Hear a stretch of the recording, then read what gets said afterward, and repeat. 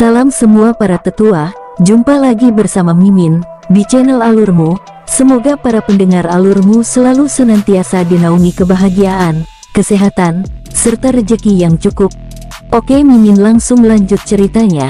Selamat mendengarkan dan hidupkan imajinasi para tetua. Cerita pun dimulai.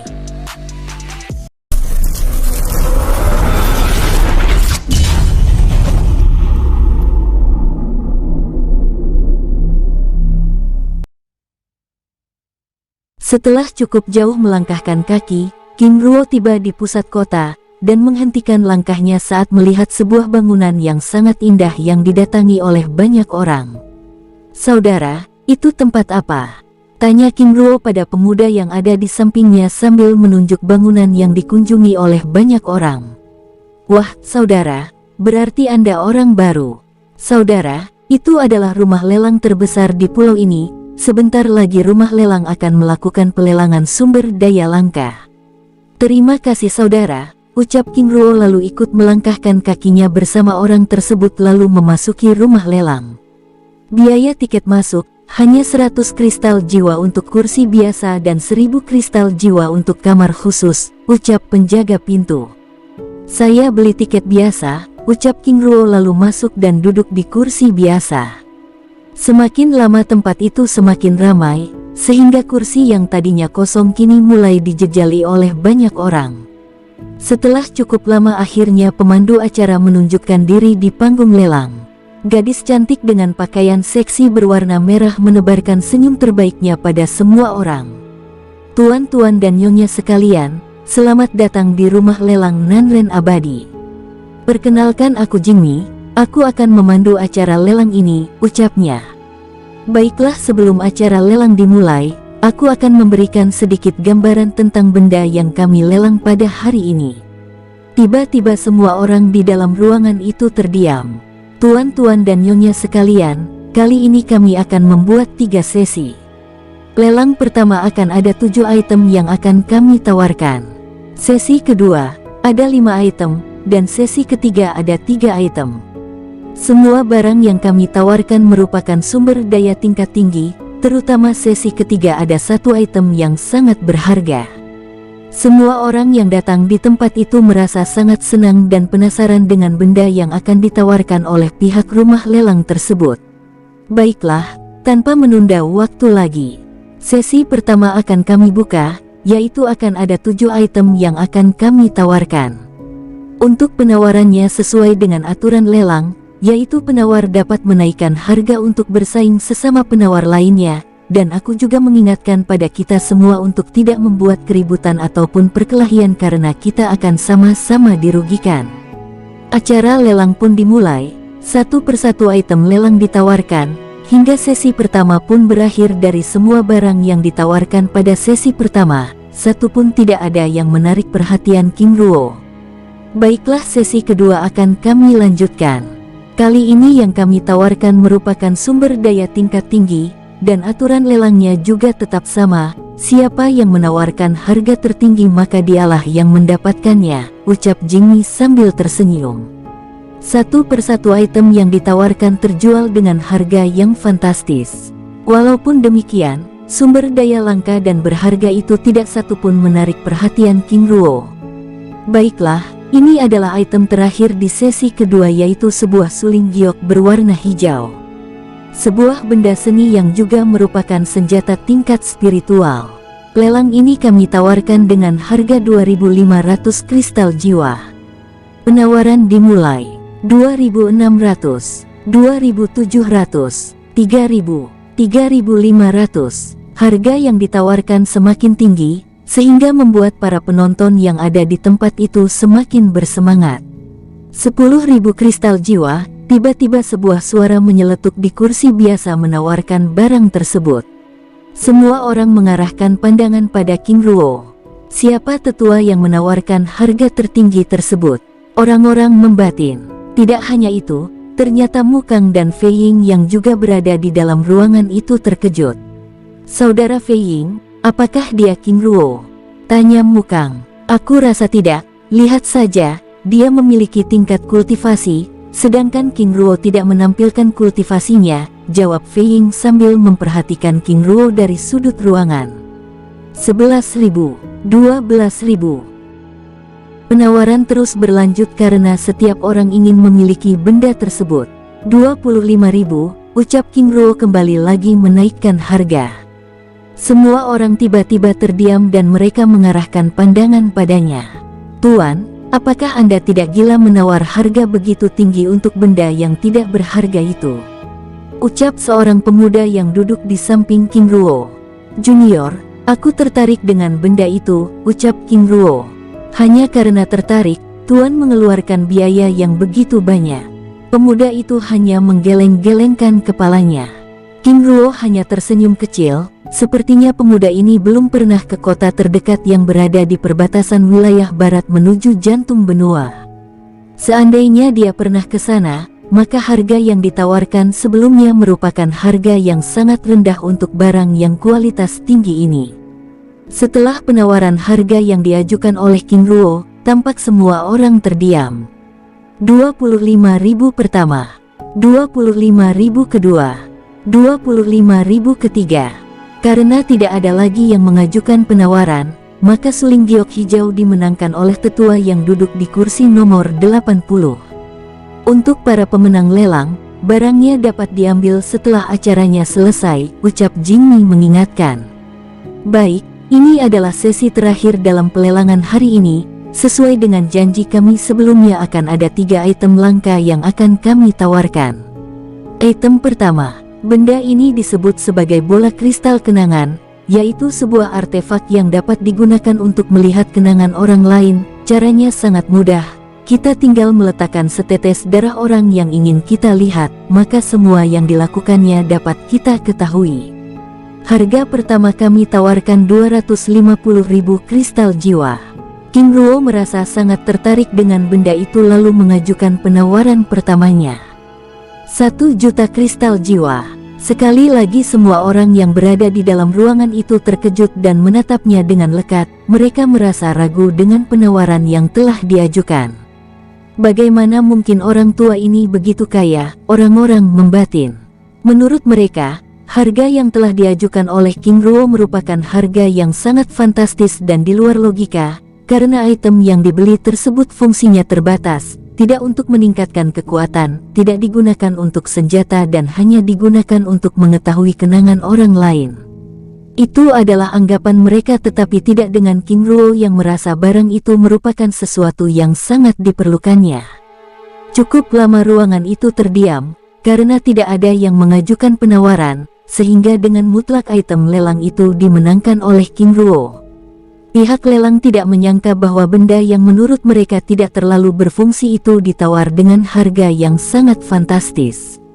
Sebenarnya item lelang itu ingin dimunculkan pada sesi pertama, tetapi sang pemilik meminta benda itu dimunculkan pada sesi terakhir, dan benar saja, ada orang yang menawarkan dengan harga yang sangat tinggi. Mukang dan Fei Ying yang berada di dalam ruangan itu mulai ketar-ketir dan mereka sudah menduga pasti orang tua tersebut adalah King Ruo yang menyamar. Baiklah, tanpa menunda, kali ini item kedua, merupakan sebuah pedang giok putih yang merupakan senjata tingkat dewa. Kami buka dengan 700 kristal jiwa. 800.000, 900.000, 1 juta, 1.500.000. Orang-orang mulai saling mengajukan penawarannya dan tidak heran, karena pedang itu merupakan senjata yang sangat diperlukan, dan bahkan senjata tingkat dewa. King Ruo sangat tertarik dengan pedang itu karena saat ini yang dimiliki hanya pedang langit biru dan itu pun baru dia gunakan sekali saja. Selain itu, dirinya dapat menjadikan pedang itu sebagai koleksinya. Sambil menunggu penawaran yang lain, King Ruo terus memperhatikan orang-orang yang mengajukan penawaran itu. Biasanya sang pemilik akan mengajukan harga yang lebih tinggi sehingga dengan demikian ia dapat mengetahui sang pemilik pedang itu. 2.500.000, ucap suara dari ruangan khusus. King Ruo memicingkan matanya, lalu menatap ke arah orang yang menawarkan barang tersebut. Itu pasti dia, batin King Ruo. Semua orang terdiam dan mengarahkan pandangan pada sumber suara yang berada di ruangan khusus. Dia sungguh orang kaya, ucap orang-orang menatap dengan kagum. 3 juta, ucap King Ruo tiba-tiba. Semua orang di dalam ruangan itu sangat terkejut, dan mereka merasa sangat tidak percaya dengan apa yang dilontarkan oleh King Ruo.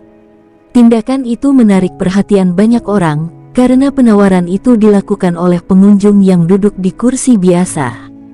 Jika saja orang ini kita temui di luar pulau, aku pasti akan merampoknya, ucap orang-orang yang berpikiran jahat di tempat itu menatap King Ruo dengan serakah. King Ruo yang mendengar percakapan mereka hanya tersenyum-senyum. Setelah King Ruo, tidak ada lagi orang yang mengajukan penawaran, sehingga secara mutlak pedang giok putih itu dimenangkan oleh King Ruo. Dengan 3 item lelang yang telah dimenangkannya, maka total yang akan dibayar adalah 4.025.000 kristal jiwa, dan itu merupakan uang yang sangat banyak terutama mereka yang berada di wilayah barat. Tetapi di dalam pulau itu tidak hanya orang yang berasal dari wilayah barat saja, sehingga mereka dapat memahami mungkin saja King Ruo merupakan orang yang berasal dari jantung benua. Baiklah, acara lelang item terakhir akan kami mulai, ucap Jingmi membuyarkan perhatian semua orang. Kali ini, kami akan menawarkan sebuah item yang menurut kami senjata tingkat tinggi, yaitu 1 buah pisau emas, yang merupakan senjata tingkat dewa. Sambil menunjukkan sebuah pisau yang sangat King Ruo kenal. Pisau cahaya, batinnya sambil menatap pisau itu dengan tajam. Sangat aneh, mengapa pisau itu begitu tenang?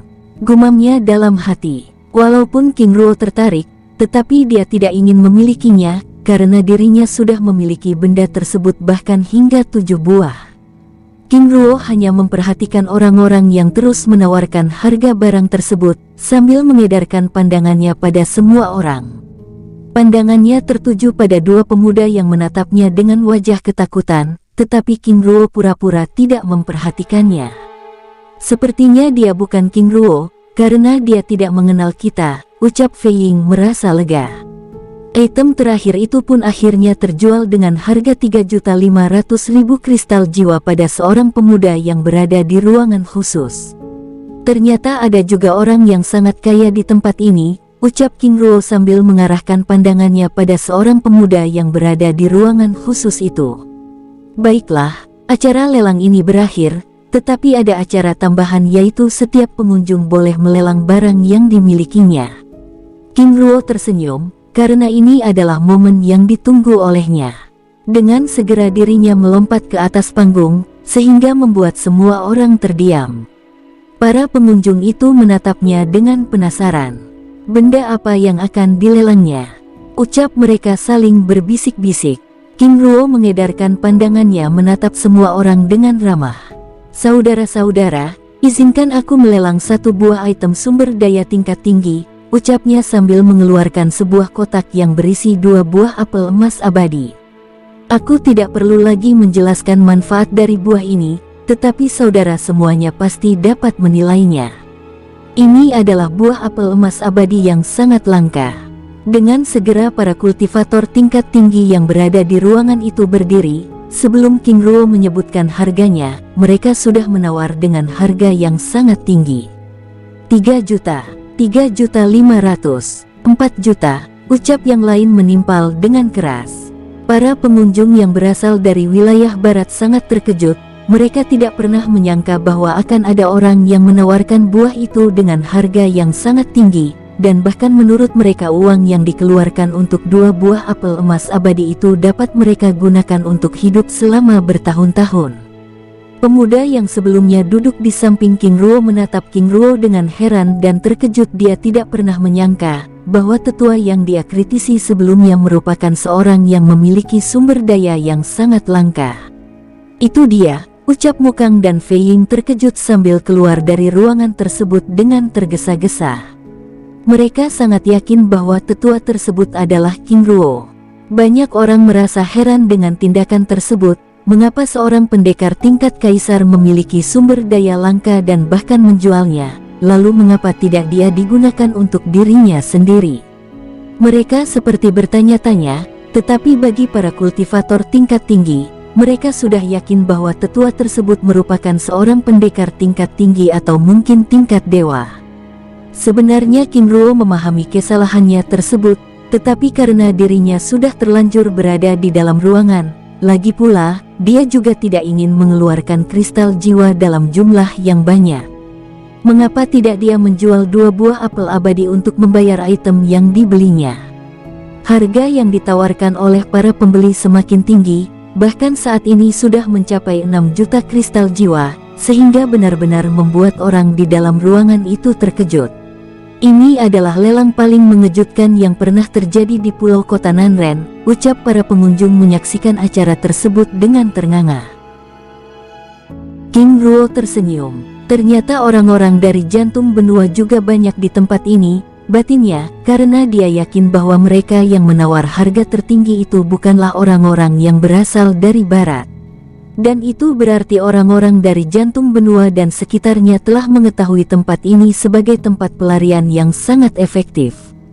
Qingmi dan pemilik rumah lelang menyaksikan persaingan tersebut dengan mulut ternganga. Mereka tidak pernah menyangka akan ada item langka yang mampu mengalahkan harga-harga yang telah mereka tawarkan sebelumnya.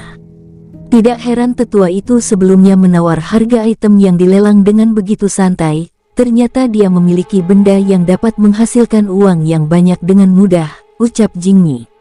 10 juta, ucap pemuda dari ruangan khusus, sehingga mengejutkan semua orang. 10 juta pertama, 10 juta kedua, ucap King Ruo bertindak seolah-olah seperti pemandu acara lelang. 10 juta ketiga, baiklah, karena tidak ada lagi yang menawar lagi, maka dengan ini, maka... Kata-kata King Ruo terhenti saat seorang ketua tiba-tiba menawarkan harga tertinggi. 20 juta, ucap seorang tetua lalu maju ke atas panggung. Tetua, Anda begitu lancang, dengan cara seperti itu, karena sebelumnya sudah pada hitungan ketiga, benda itu milikku, ucap seorang pemuda keluar dari ruangannya lalu maju ke panggung lelang. Tuan muda, jika Anda tidak memiliki uang, maka jangan bertingkah seperti orang kaya dengan memberi alasan seperti itu, lagi pula belum diputuskan. Dan aturan lelang juga tidak membatasi hitungan sampai hitungan ketiga, ucap tetua tersebut dengan sombong. Mohon saudara berdua untuk tetap menjaga ketenangan, dan aturan lelang tetap berlaku, yaitu siapa yang menawar harga tertinggi dialah yang mendapatkannya, ucap King Ruo. Pemuda tersebut tertawa. Jika demikian aku menawarkan harga 25 juta. Anak muda, Anda terlalu sombong, dengan menawarkan harga yang menurut Anda sangat tinggi. Jika begitu, aku menawar dengan harga 30 juta. Pemuda yang ada di hadapan tetua tersebut nampak terdiam dan terlihat sedang berpikir keras. 35 juta, ucapnya sekali lagi menawarkan. Semua orang terdiam dan menunggu. Bagaimana reaksi tetua tersebut ketika mendengar harga yang ditawarkan oleh pemuda tersebut hingga mencapai 35 juta kristal jiwa? Apakah dia akan menaikkan harga? Semua orang membatin penasaran, sambil mengarahkan pandangan mereka di atas panggung lelang. Tetua tersebut menatap pemuda itu sambil menggelengkan kepala. Kali ini janganlah Anda menawar, karena aku sangat menginginkan benda itu, ucapnya lalu menyebutkan angka 40 juta kristal jiwa. Apakah tetua ini memiliki Jingshen? King Ruo membatin. Pemuda itu menggelengkan kepalanya. Jika demikian aku mengalah, ucapnya lalu pergi. Baiklah, dengan ini aku nyatakan bahwa Anda berhak memiliki item lelang ini, ucap King Ruo sambil menyerahkan kotak giok pada tetua tersebut. Terima kasih saudara, ucapnya sambil menyerahkan cincin penyimpanan yang berisi 40 juta kristal jiwa. King Ruo lalu menerima cincin itu dan meninggalkan panggung lalu menuju ruang pengambilan item yang telah dimenangkan sebelumnya. Setelah kepergian King Ruo, ruangan lelang itu menjadi riuh. Mereka baru tersadar bahwa lelang itu telah berakhir dengan cara yang begitu fantastis. Di dalam ruangan pengambilan item lelang, pemuda yang sebelumnya melakukan tawar-menawar dengan tetua sebelumnya duduk dengan tenang. Tetua, ucapnya langsung berdiri ketika melihat King Ruo memasuki ruangan. Anak muda, terima kasih atas kerjasamanya, ucap King Ruo sambil menyerahkan 2 buah apel emas abadi pada pemuda tersebut. Sebelumnya, di panggung lelang saat tetua tersebut tiba-tiba memasuki arena dengan egois menantang pemuda tersebut, King Ruo berbicara dengan pemuda tersebut melalui telepati dan memintanya untuk menaikkan harga setinggi mungkin. Saat pemuda itu hendak membayar, dengan segera King Ruo menghentikan tindakannya. Itu adalah pemberian cuma-cuma dan aku tidak ingin Anda membayarnya, ucap King Ruo dengan ramah. Mata pemuda tersebut bersinar, dan wajahnya begitu bahagia.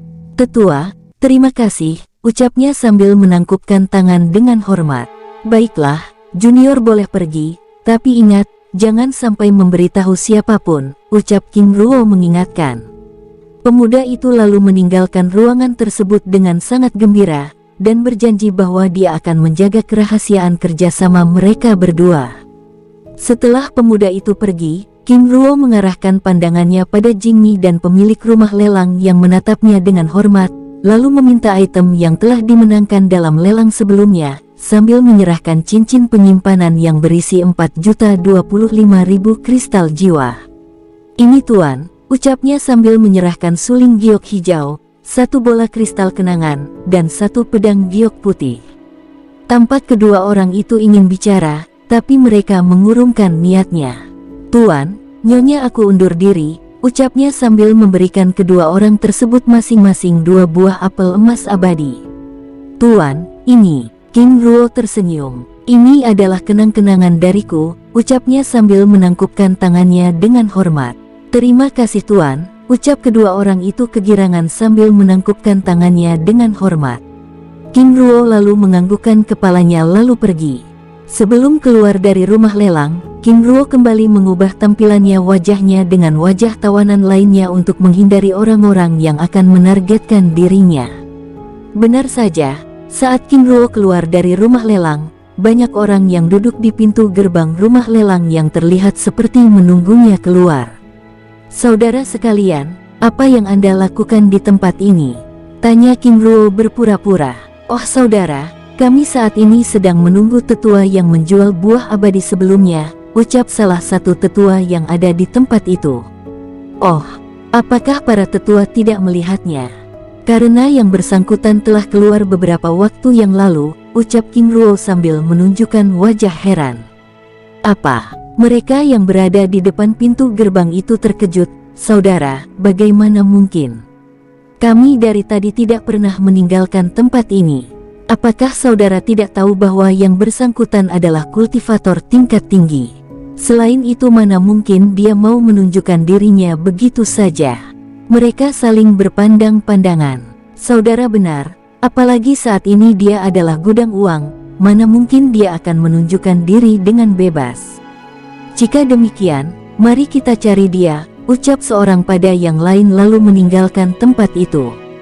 Dengan tenang King Ruo lalu meninggalkan tempat itu, sambil mencari pemuda yang menjual pedang giok putih sebelumnya, serta mencari tempat untuk tinggal beberapa bulan di pulau itu. King Ruo yang telah merubah tampilannya, menyusuri kota Nanren dengan tenang. Matanya yang tajam terus memindai tempat itu untuk mencari pemuda yang menjual pedang giok putih sebelumnya. Saat King Ruo tiba di sebuah penginapan yang ada di pusat kota itu, tiba-tiba dirinya melihat orang yang dikenalnya berjalan dengan terburu-buru. Tetua Hyundai, apa yang telah dilakukannya di tempat itu sehingga keluar terburu-buru? King Ruo membatin sambil mengikutinya secara perlahan. Hyundai terus berjalan ke selatan meninggalkan pusat kota itu. Setelah berjalan cukup lama, Hyundai lalu memasuki bangunan dengan gerbang yang indah. Pavilion Yumu, berarti dia tinggal di tempat ini. Batin King Ruo sambil memasuki tempat itu. King Ruo akhirnya menyadari gerak-gerik yang mengikuti Hyundai tidak dipedulikannya, karena memang tempat tersebut adalah tempat yang terbuka untuk semua orang. Selamat datang tuan, ada yang bisa kami bantu? Seorang gadis cantik langsung menghampiri King Ruo dan menyambutnya dengan hormat. Aku seorang Yumu, dan aku ingin tempat tinggal. Apakah masih ada? Sang gadis tersenyum ramah. Mari tuan ikut aku, ucap Tingzi. Sang gadis lalu memperkenalkan dirinya sebagai Tingzi, putri bangsawan kota Nanren. Tuan putri, mengapa Anda ingin melakukan pekerjaan seperti ini? sedangkan Anda bisa memperkerjakan orang lain? Tanya King Ruo. Aku menyenangi pekerjaan ini, selain itu aku juga tidak setiap hari berada di tempat ini, ucap putri tersebut. Saat tidak berada di tempat ini, lalu kemana Tuan Putri pergi? Tanya King Ruo. Tingzi lalu menjelaskan bahwa di Pulau Nanren, banyak hal yang dapat dilakukan. Misalnya pergi ke rumah lelang, pergi ke pantai dan memancing, jalan-jalan menikmati kota dan berbagai hal sederhana yang dapat dilakukan untuk menghilangkan kebosanan. Mereka berdua terus berjalan melewati taman-taman yang indah. Tidak hanya itu, tempat yang dilewati oleh King Ruo dan Tingzi juga didatangi oleh banyak orang. Pavilion Yumu tidak ubahnya seperti sebuah sekte kecil, di mana seluruh wilayahnya dikelilingi benteng batu setinggi 10 meter. Selain itu, dengan wilayah seluas kurang lebih 10 hektar, berdiri ratusan villa-villa sederhana yang dibangun dengan indah dan berbagai pemandangan indah lainnya. Tiba-tiba mata King Ruo melihat pemuda yang menjual pedang giok putih sebelumnya juga berada di tempat itu. Ternyata dia juga berada di tempat ini, batin King Ruo senang. Setelah cukup lama berjalan, akhirnya Tingzi membawa King Ruo memasuki sebuah villa kecil. Tuan, ini tempat Anda, ucapnya sambil mengeluarkan kunci dan membuka pintunya. Tingzi lalu memasuki bangunan itu dan pemeriksa isinya, sedangkan King Ruo duduk di kursi sederhana yang berada di ruang tamu sambil menunggu Tingzi menyelesaikan tugasnya. Setelah selesai memeriksa semua bagian ruangan yang ada, Tingzi lalu duduk di kursi yang ada di hadapan King Ruo dan menatapnya dengan serius. Tuan, aku sudah memeriksa semuanya, dan Anda sudah bisa tinggal di tempat ini, tapi sebelumnya aku ingin menjelaskan hal apa saja yang bisa dapat dilakukan. Pertama, di wilayah ini dilarang untuk bertarung, itu adalah aturan mutlak. 2. Yang datang di tempat ini harus membayar biaya sewa. 3. Semua orang diwajibkan untuk merawat apa saja yang ada di tempat ini serta memberi laporan setiap 1 bulan sekali. Baik, aku mengerti. Untuk biaya sewa, murah saja Tuan, hanya 20.000 per bulan, jawabnya sambil tersenyum manis. King Ruo lalu memberikan 1 buah cincin penyimpanan tingkat raja yang berisi 150.000 kristal jiwa.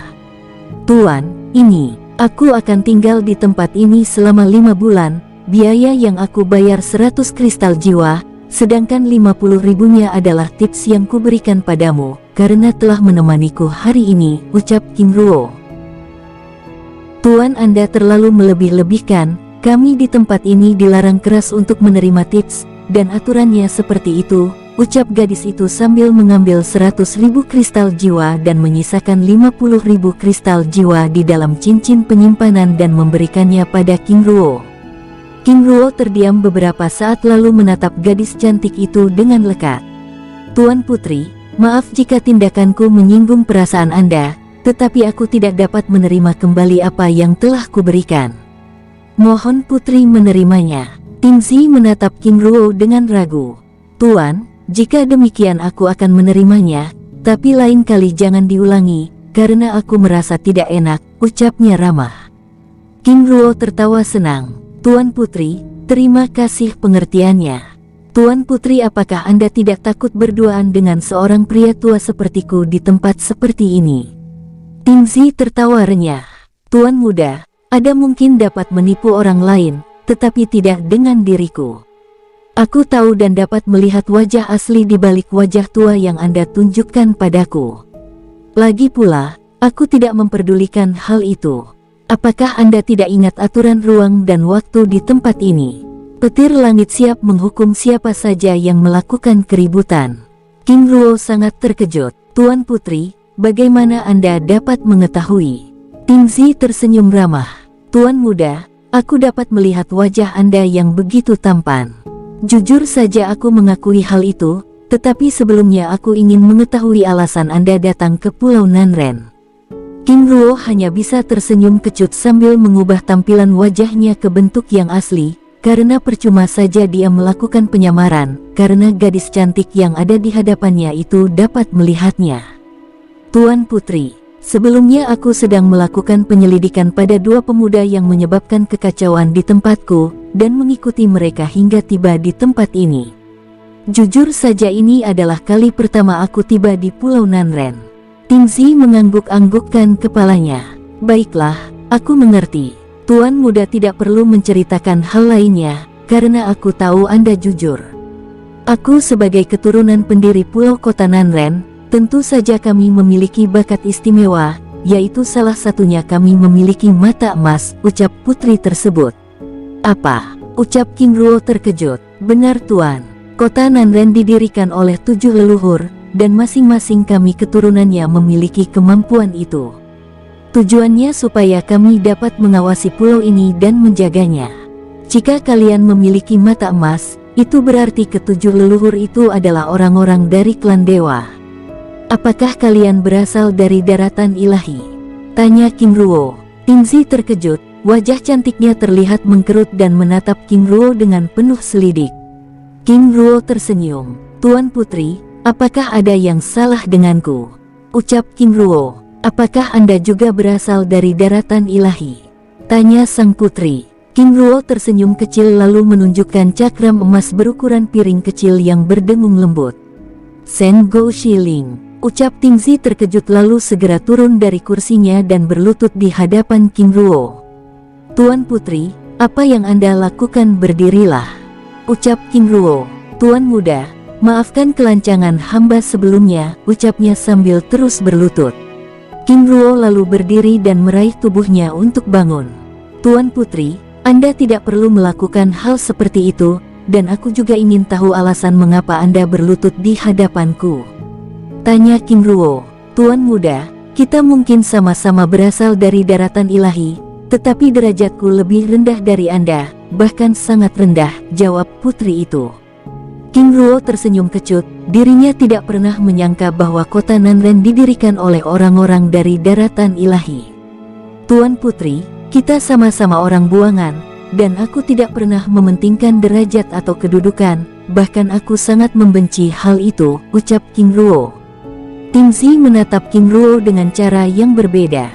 Kali ini pandangannya menjadi lebih hormat dan segan. Tuan muda, sudahlah, tidak ada yang perlu dijelaskan. Lagi pula aku sudah mengetahui bahwa tempat ini didirikan oleh orang-orang dari daratan ilahi, itu saja sudah cukup. Tuan Putri, silakan lanjutkan pekerjaan Anda, dan aku juga mohon kehadiranku di tempat ini tolong dirahasiakan, ucap King Ruo. Baik Tuan muda, aku undur diri. Jika ada sesuatu hal yang Anda perlukan, Anda dapat memanggilku kapan saja, ucapnya sambil menangkupkan tangannya dengan hormat. Tuan Putri, terima kasih. Setelah Tingzi pergi, King Ruo lalu memeriksa seluruh ruangan dan memindainya dengan mata emasnya. Tempat yang benar-benar terawat, lalu keluar dari villa kecilnya menuju villa yang ditempati penjual pedang giok putih.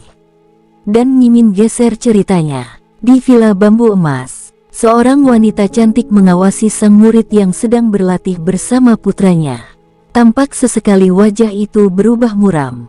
Dari sudut matanya yang indah, mengalir butiran bening membasahi pipinya. Dengan segera tangannya mengusap cairan bening itu. Kakak Ruo, ucapnya lirih sambil mengelus perutnya yang mulai membesar. Ibu, kapan ayah kembali? Tanya Zilong sambil menghentikan latihannya lalu menghampiri ibunya. Zilong, ibu juga tidak tahu nak. Kamu berlatih dengan keras supaya menjadi semakin kuat. Ibu ingin beristirahat. Baik ibu. Mimin geser ceritanya lagi. Tetua alurmu. Seorang pemuda sedang berkultivasi dengan tenang.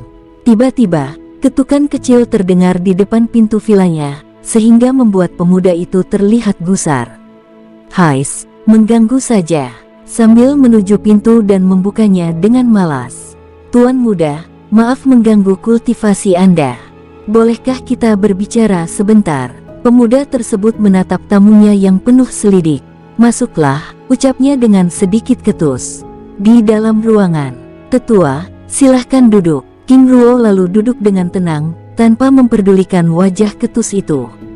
Tetua, hal apa yang ingin tetua bicarakan? Dengan tenang King Ruo lalu mengeluarkan pedang giok putih di hadapan pemuda tersebut. Aku hanya ingin tahu dari mana Tuan mendapatkan pedang ini.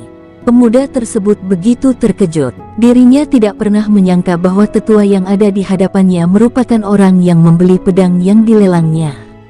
"Tetua, tenanglah, tidak perlu takut seperti itu. Aku hanya ingin tahu asal-usulnya saja." Pemuda itu lalu duduk di hadapan King Ruo dengan tenang. "Tetua, pedang giok putih ini merupakan benda pusaka yang aku dapatkan di sebuah reruntuhan kota yang berada di wilayah selatan. Alasan aku menjual pedang ini karena aku tidak dapat menggunakannya." King Ruo menatap pemuda itu dengan lekat. "Apakah Anda berasal dari wilayah selatan?" "Benar tetua, aku." "Sudahlah, tidak perlu dibicarakan dan itu adalah rahasiamu. Selain pedang giok putih, apakah ada benda lain yang ingin kamu jual?" "Tidak ada tetua, sebelumnya aku telah menjual bola kristal kenangan dan pedang putih itu." "Itu berarti..." "Benar tetua, akulah yang melelang dua item itu." "Tetua, aku adalah seorang penjarah makam. Aku selalu mencari sumber daya di tempat-tempat terlarang," ucapnya menjelaskan. King Ruo tertawa senang. "Tuan muda, siapa namamu?" "Tetua, Anda dapat memanggilku Kinruze," sambil menangkupkan tangannya dengan hormat. King Ruo dengan perlahan mengubah tampilan ke bentuk wajahnya yang asli. "Apa?" Kinruze sampai termundur dari tempat duduknya. Dirinya seperti melihat hantu yang tiba-tiba muncul di hadapannya. King Ruo mengerutkan keningnya. "Apakah saudara mengenalku?" tanya King Ruo. Kinruze menganggukkan kepalanya. King Ruo lalu mengeluarkan beberapa guci yang berisi arak terbaik dan meletakkannya di atas meja. "Saudara Kinruze, mari kita minum-minum. Apakah saudara takut padaku?" Sekali lagi Kinruze menganggukkan kepalanya. "Saudara Kinruze, apakah Anda berasal dari aliran hitam?" Kinruze menggelengkan kepalanya. "Jika demikian, apa yang membuat Anda takut padaku?" Kinruze terdiam beberapa saat sambil menatap King Ruo dengan lekat. "Aku takut Anda akan membunuhku." Tawa King Ruo meledak. "Aku tidak memiliki alasan untuk melakukan hal itu. Lagi pula, seburuk itukah reputasiku di mata kalian?" Kinruze menggaruk kepalanya yang tidak gatal. "Tuan King Ruo, dalam lelang sebelumnya aku telah menjual dua item sumber daya, dan aku telah menaikkan harga tinggi. Itu berarti Anda telah mengalami kerugian banyak. Aku takut Anda." King Ruo tertawa. "Saudara Kinruze, aku tidak menganggap Anda memerasku. Lagi pula, aku tidak mengeluarkan sepeser pun uang untuk membayar dua item lelang yang telah aku dapatkan." "Tenanglah, jauhkan pikiran seperti itu. Mari kita minum," ucap King Ruo sambil menyurahkan arak pada gelas dan memberikannya pada Kinruze. Kinruze menerima gelas arak itu dengan ragu. "Tenanglah, aku tidak akan meracunimu," ucapnya sambil meminum araknya dengan sekali teguk. Dengan perlahan namun pasti, keakraban itu terbangun. King Ruo merasa sedikit senang, karena ada teman yang dapat diajaknya untuk berbicara. Percakapan mereka berlanjut hingga malam, sampai akhirnya King Ruo undur diri. "Saudara Kinruze, jika Anda memiliki sumber daya langka atau artefak tingkat tinggi, hubungi aku. Aku pasti akan membelinya." "Baik," jawab Kinruze dengan senang. Setelah keluar dari tempat Kinruze, King Ruo lalu mencari Tingzi untuk menanyakan keberadaan tetua Hyundai. "Tuan, aku akan membawamu ke tempatnya." Tingzi lalu memimpin jalan diikuti oleh King Ruo. "Tingzi, maaf telah mengganggu istirahatmu." "Tidak tuan, lagi pula aku memang tidak dapat beristirahat. Sebenarnya ada banyak hal yang ingin aku tanyakan, tetapi aku tidak tahu apakah tuan punya waktu untuk berbicara denganku." King Ruo menghentikan langkahnya. "Jika demikian, mari kita ke gazebo taman saja," ucap King Ruo sambil menuju gazebo yang terletak di pinggir jalan. Baik tuan." Tingzi lalu mengikuti King Ruo yang lebih dulu menuju gazebo yang dimaksud. Sesampainya di gazebo taman, King Ruo menciptakan mantra formasi perlindungan untuk menutupi seluruh gazebo. "Tuan, aku tidak ingin ada orang lain yang mendengarkan bicaraku dan dirimu." Tingzi menganggukkan kepalanya dengan pelan. "Bicaralah," ucap King Ruo dengan tenang. Tingzi terlihat ragu-ragu, lalu berlutut di hadapan King Ruo. "Tuan, Mohon terimalah aku menjadi muridmu. King Ruo begitu terkejut. Tuan Putri, apa yang kau lakukan? Bangunlah. Aku akan berlutut sepanjang malam hingga selama 7 hari, baru aku akan bangun. King Ruo menggeleng-gelengkan kepalanya. Mengapa wanita ini begitu keras kepala? Jika demikian jelaskan alasanmu. Tuan, ini adalah aturan turun-temurun dari keluarga kami. Sebagai keturunan klan Dewa Biandui yang merupakan dewa mantra formasi, kami disumpah untuk tetap berguru pada Shen Guo Shiling, ucapnya sambil berlutut. Jika hanya karena aku keturunan Shen Guo Shiling, kamu dapat mencari mereka yang lebih hebat dariku. Selain itu, aku masih sangat muda dan belum layak untuk menjadi seorang guru, ucap King Ruo. Tingzi menggelengkan kepalanya. Tidak tuan, itu karena aku telah mengetahui siapa Anda sebenarnya. King Ruo tertawa. Jika demikian, siapa aku? Tingzi, aku hanya orang biasa yang terperangkap di pulau ini. Jika aku hebat, tentu aku sudah dapat keluar dari tempat ini. Penguasa Barat, terimalah aku menjadi muridmu. Aku mohon, ucapnya memohon. Oh, kau sudah menyelidikiku, ucap King Ruo. Tingzi menganggukkan kepalanya pelan. King Ruo terdiam. Matanya yang tajam menatap gadis yang berlutut di hadapannya dengan bimbang. Apa yang kau ketahui tentang diriku? Anda adalah King Ruo, orang yang memiliki 2 darah dewa yang kuat.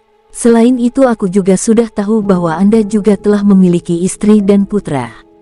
Anda juga seorang wakil pemimpin puncak gunung utama Sekte Gunung Emas, dan Anda juga musuh Sekte Aliran Hitam, ucap sang putri tersebut. Kamu selalu berada di dalam pulau ini, tetapi bagaimana bisa kamu mengetahui identitasku dengan rinci? Tanya King Ruo. Tuan, Pulau Nanren ini akan hancur jika kami tidak memiliki kesiapan untuk menjaganya. Salah satunya adalah dengan mengumpulkan berbagai informasi terkait dengan luar, jawabnya. Lalu bagaimana kamu bisa tahu bahwa aku ini King Ruo? Itu karena kebiasaan Anda yang suka merubah diri, menurunkan tingkat kultivasi, boros dan... King Ruo diam tak berkutik.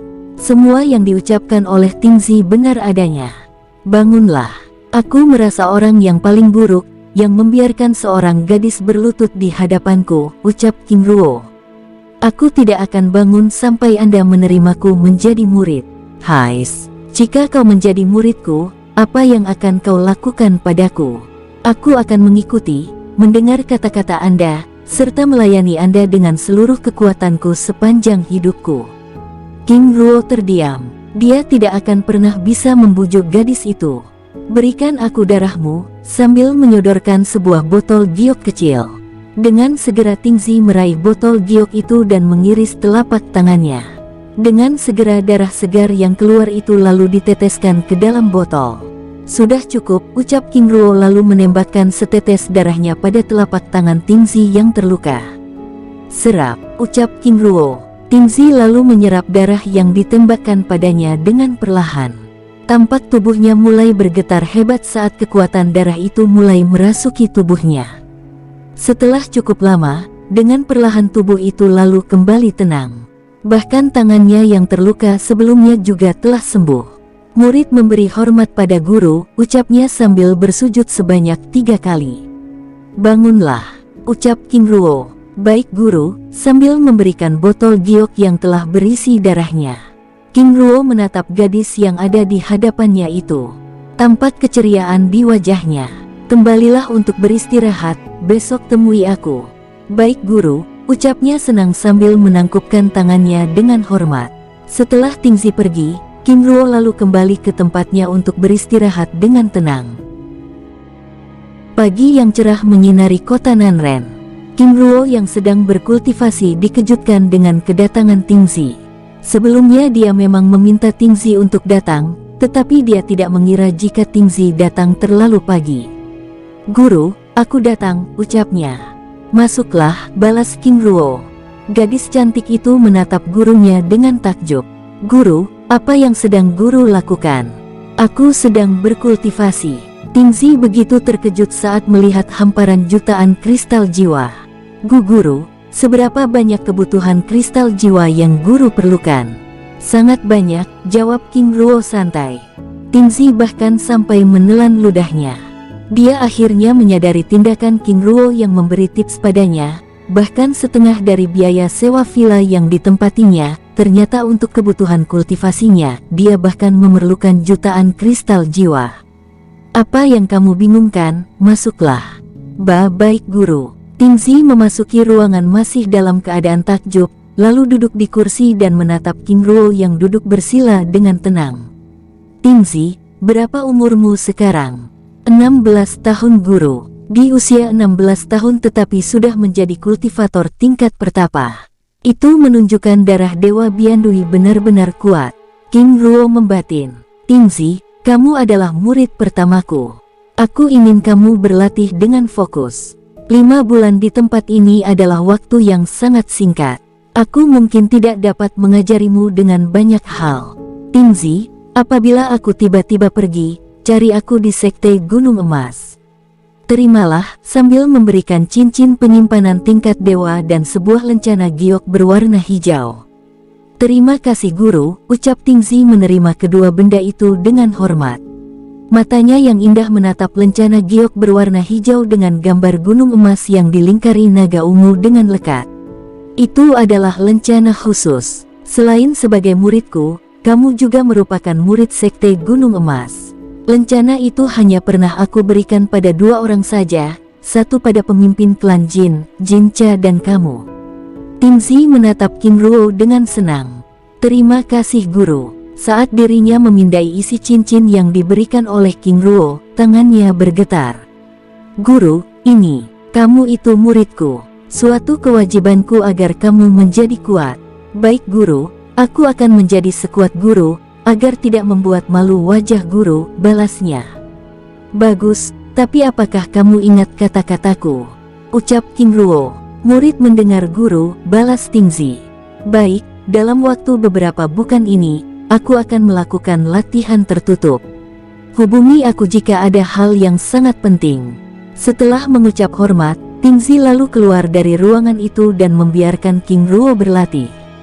Sepeninggal Tingzi, King Ruo lalu menyerap semua kristal jiwa yang ada di tempat itu lalu keluar mencari keberadaan tetua Hyundai. Gadis cantik dengan kulit seputih giok meninggalkan sebuah villa sederhana yang ditinggali gurunya dengan tenang. Langkahnya yang tenang tidak setenang hatinya. Jika saja itu bukanlah jalan yang dilewati banyak orang, mungkin dia sudah melompat-lompat kegirangan. Saking senangnya, dia bahkan tidak menjawab sapaan pelayan yang dari tadi memanggilnya. Apakah Tuan Putri Tingzi sakit? Aku rasa dia jatuh cinta. Tidak, aku rasa dia mengalami sedikit masalah dengan pendengarannya. Mana mungkin, bisa saja sedang ditolak oleh pria yang disukainya. Siapa yang kalian maksud? Tuan Putri, kami kedua pelayan itu terlihat ketakutan saat Tingzi memergoki mereka yang sedang membicarakannya. Aku tahu, kalian sedang membicarakan aku kan? Kedua pelayan itu mengangguk. Tidak apa-apa, lain kali jangan dilakukan. Karena aku sedang senang, sambil berlari dengan gembira. Kedua pelayan itu mematung beberapa saat.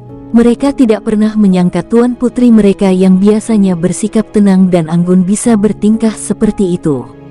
Apa aku bilang, dia tidak sakit, tapi dia sedang jatuh cinta. Siapa pria yang beruntung itu? Kedua pelayan itu kembali bergosip.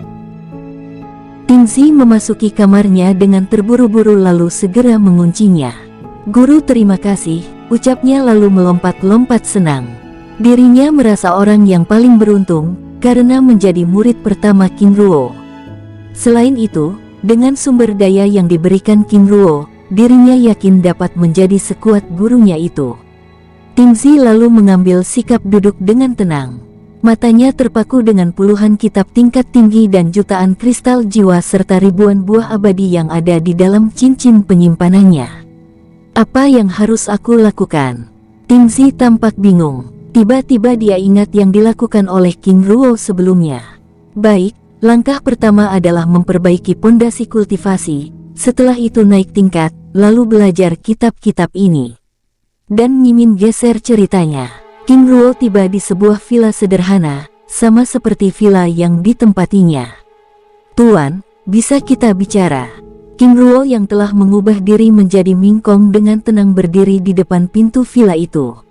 Serak, pintu kamar terbuka. Saudara Mingkong, bagaimana Anda? King Ruo tersenyum ramah. Sebelumnya aku secara tidak sengaja melihat Anda memasuki gerbang pavilion Yumu, jadi aku mencari Anda kemari, ucap King Ruo. Hyundai lalu mempersilakan King Ruo masuk dan mulai menjamunya dengan arak terbaik yang dimiliki. Saudara Mingkong, sebelumnya aku berhutang banyak pada Anda, ucapnya. Saudara Hyundai, sudahlah, tidak perlu membicarakan hal seperti lagi. Aku merasa tidak enak. Baiklah, baiklah. Jika demikian, ada tujuan apa saudara mengunjungiku? King Ruo menatap Hyundai dengan lekat. Tetua, aku hanya ingin mencari teman untuk mengobrol saja, karena aku merasa sangat kesepian di tempat ini. Maksud saudara Mingkong? Tanya Hyundai. Saudara Hyundai, jujur saja aku tidak mengetahui Pulau Nanren adalah tempat yang seperti ini, sehingga dapat dikatakan bahwa aku terjebak di dalamnya, ucap King Ruo dengan raut wajah sedih. Hyundai terdiam, lalu menatap King Ruo dengan penuh selidik. Jika demikian, apa alasan saudara bisa tiba di tempat ini? King Ruo lalu menjelaskan alasannya. Saudara Hyundai, sebelumnya aku sedang mengikuti dua pemuda dan menyelidikinya. Hyundai menggelengkan kepalanya. Saudara Mingkong, pulau ini merupakan tempat pelarian dan perlindungan bagi siapa saja, termasuk itu diriku yang saat ini sedang melarikan diri. King Ruo akhirnya memahami mengapa saat itu Hyundai begitu terburu-buru ingin pergi ke Pulau Nanren, ternyata dia sedang melarikan diri. Saudara Mingkong, minumlah dulu. Aku tidak tahu kesusahan seperti apa yang Anda hadapi, tetapi setidaknya ketika berada di tempat ini, kita dapat merasa sedikit lebih santai, ucapnya sambil menyesap minumannya dengan pelan. Saudara Hyundai, itu berarti Anda sudah sering mengunjungi tempat ini. Hyundai menganggukkan kepalanya. Saudara Mingkong, ini adalah kali ketiganya aku berada di tempat ini. Saat itu aku bertualang ke wilayah barat, dan secara tidak sengaja menemukan tempat ini. Itu berarti saudara Hyundai bukan berasal dari barat? Tanya King Ruo. Hyundai menganggukkan kepalanya. Benar, aku berasal dari wilayah timur. Apa? King Ruo menatap orang yang ada di hadapannya dan bingung. Saudara Mingkong, apakah ada yang salah? Seorang dari timur bisa berada wilayah barat. Perjalanan yang begitu jauh hanya dapat dilakukan oleh seorang kultivator tingkat tinggi, tapi Anda hanya seorang kultivator tingkat pertapa suci. Tanya King Ruo. Raut wajah Hyundai berubah sedih. Saudara Hyundai, maaf jika menyinggung perasaan Anda, aku. Saudara Mingkong, tidak perlu minta maaf. Salah satu alasanku berada di tempat ini adalah karena kultivasiku yang lemah ini. Aku ingin memulihkan kembali. Dalam pertarungan sebelumnya aku telah kehilangan beberapa tingkat kultivasiku, ucapnya memberi penjelasan. Maksud saudara Hyundai? Tanya King Ruo.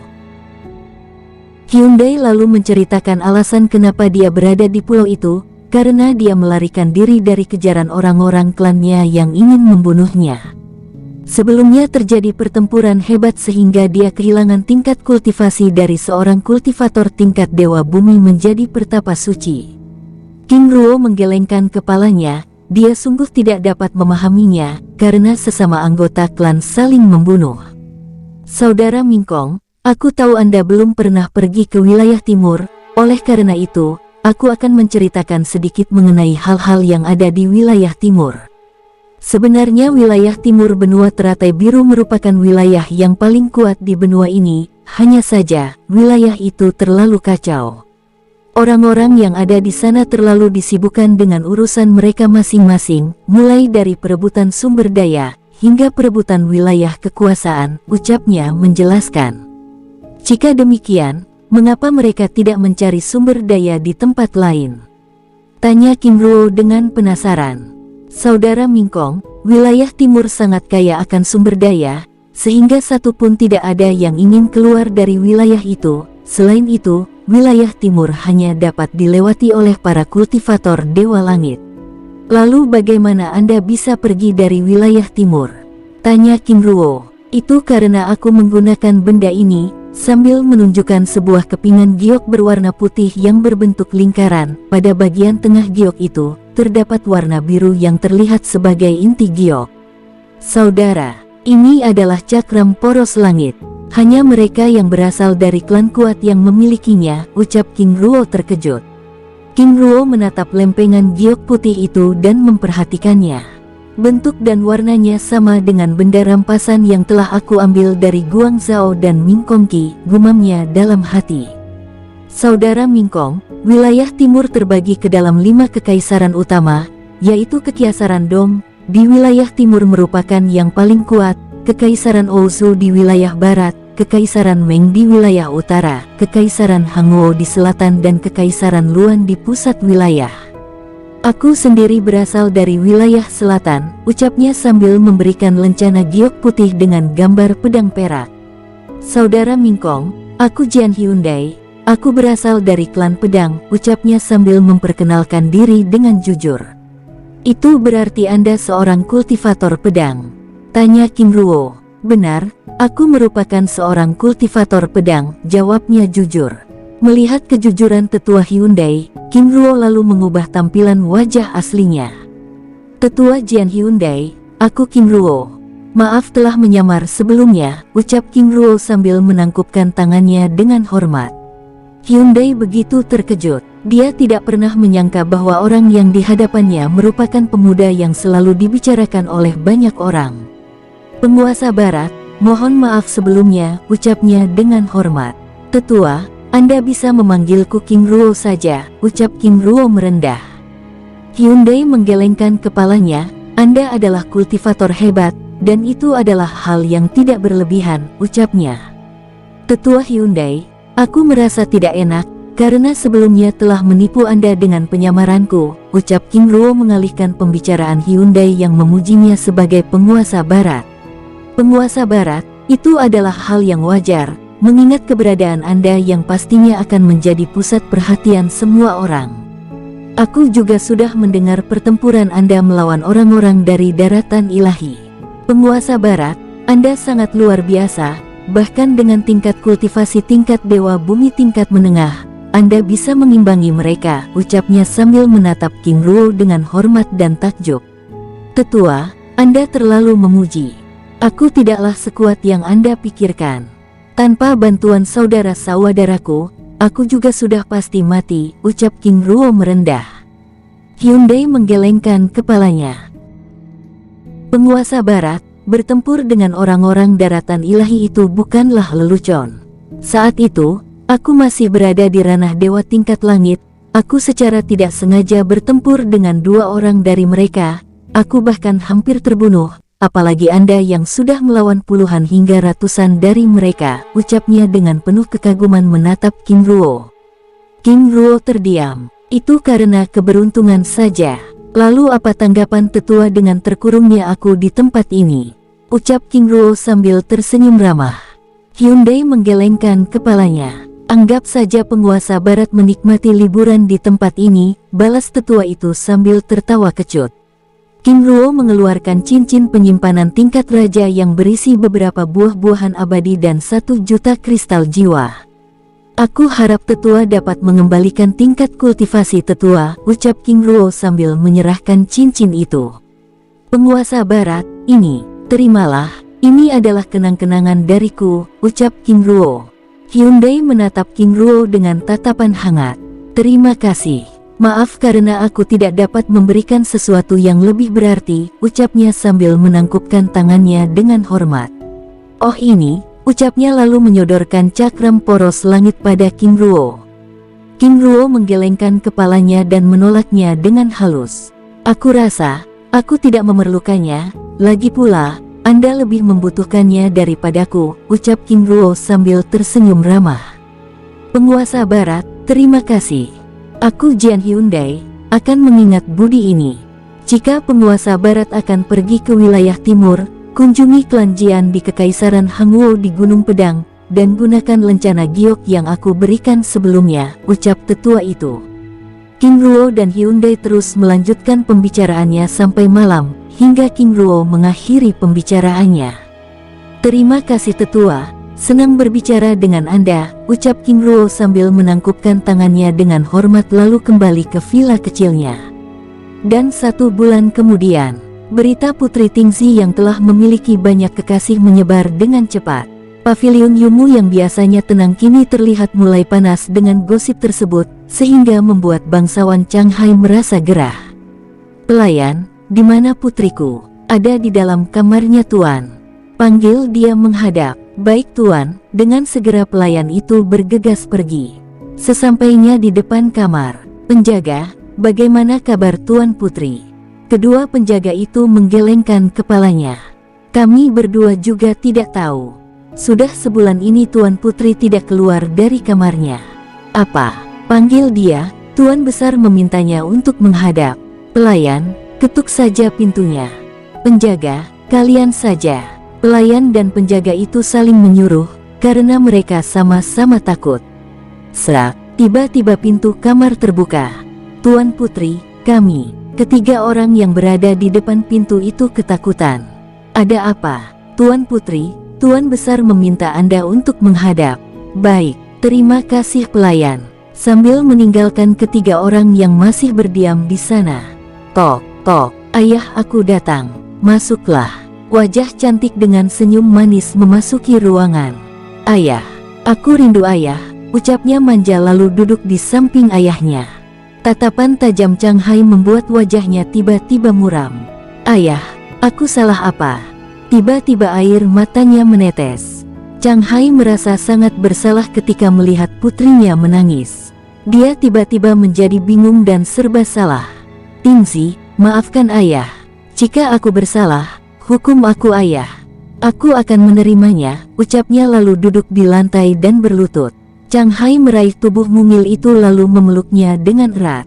"Ini hanya salah faham saja.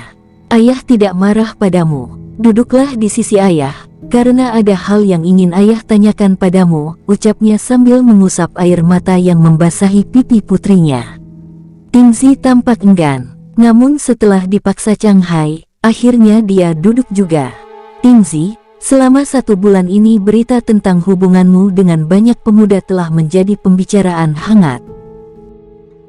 "Apa, ayah, bagaimana bisa? Dalam 1 bulan ini aku sedang berlatih." "Apakah ayah tidak melihat tingkat kultivasiku?" tanya sang putri. Changhai terkejut. Dirinya baru menyadari bahwa putrinya kini telah menjadi kultivator tingkat pertapa suci. "Ini, bagaimana bisa? Dari ranah pertapa biasa tingkat dasar lalu menjadi pertapa suci."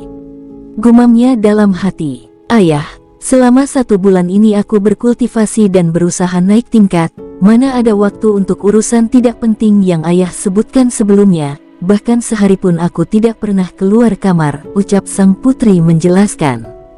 Mereka berdua terdiam, dan sama-sama bingung. Changhai sangat percaya putrinya, karena sedari kecil putrinya tersebut memang dikenal jujur. Selain itu bukti yang ditunjukkannya juga begitu masuk akal. "Itu pasti ulah pelayan, Cue dan Dudu, aku akan memanggil mereka," ucapnya sambil keluar ruangan dengan tergesa-gesa. Changhai hanya bisa terdiam di tempatnya berusaha memahami kekuatan kenaikan tingkat kultivasi putrinya. Tidak lama kemudian, Tingzi muncul kembali dengan pelayan Cue dan Dudu yang terlihat pucat pasi ketakutan. "Cepat jelaskan pada ayahku," ucap sang putri dengan nada dinginnya. Tuan Besar, ini sebenarnya salah kami, karena kami tidak dapat menahan mulut ember kami untuk berbicara." "Jelaskan," ucap Changhai mulai terlihat gusar. "Tuan Besar, 1 bulan yang lalu, kami melihat Tuan Putri begitu gembira. Wajahnya terlihat begitu senang sambil bertingkah seperti orang jatuh cinta. Karena rasa penasaran, kami lalu mencari tahu dengan menanyakan pada para Yumu." "Tolol, apa yang kalian ceritakan hingga di luar sana, putriku disebut sebagai gadis penggoda para Yumu muda.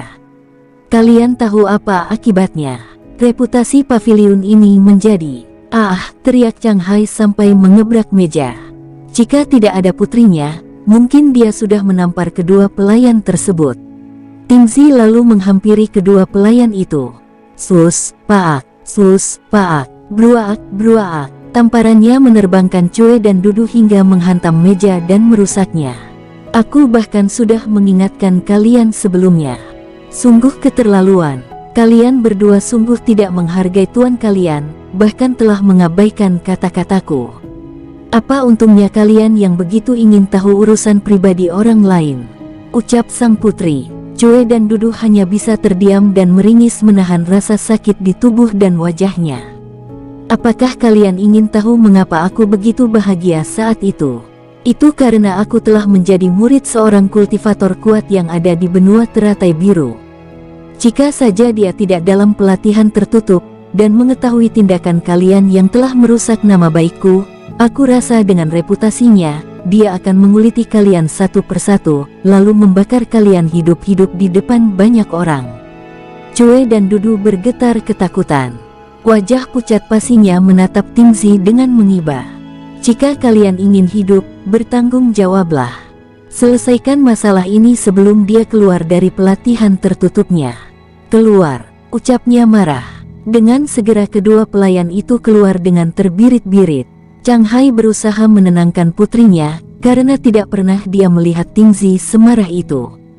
Duduklah, tidak perlu ayah, aku akan kembali ke kamarku dan menenangkan diri di sana. Aku akan melakukan latihan tertutup hingga beberapa bulan. Lagi pula, masalah di luar, aku tidak terlalu memperdulikannya. Biarkan saja orang berbicara, yang penting ayah tahu kebenarannya. Ayah Tingzi undur diri, sambil memeluk Chang Hai yang mematung. Bersambung, sampai ketemu di episode selanjutnya. Semoga kalian semua selalu terhibur, dan terima kasih.